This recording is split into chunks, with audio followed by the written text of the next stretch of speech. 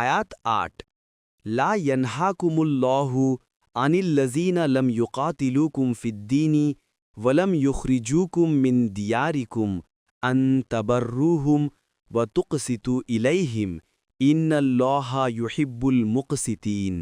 অনুবাদ: দিনের ব্যাপারে যারা তোমাদের বিরুদ্ধে যুদ্ধ করেনি এবং তোমাদেরকে স্বদেশ থেকে বহিষ্কার করেনি, তাদের প্রতি মহানুভবতা দেখাতে ও ন্যায়বিচার করতে আল্লাহ তোমাদেরকে নিষেধ করেন না। নিশ্চয়ই আল্লাহ ন্যায়পরায়ণদেরকে ভালোবাসেন।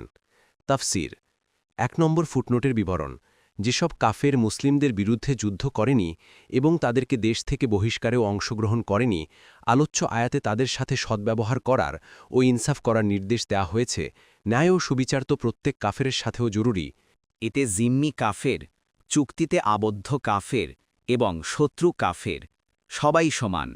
কোনো বর্ণনায় এসেছে আসমা রদিয়াল্লাহ আনহার জননী আবু বকর সিদ্দিক রদিয়াল্লাহ আনহুয়ের স্ত্রী কুতাইলা হুদাইবিয়া সন্ধির পর কাফের অবস্থায় মক্কা থেকে মদিনায় পৌঁছেন।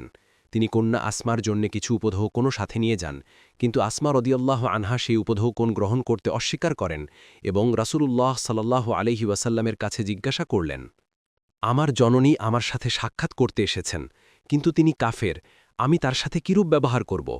রাসূলুল্লাহ সাল্লাল্লাহু আলাইহি ওয়াসাল্লাম বললেন, জননীর সাথে সদ্ব্যবহার করো।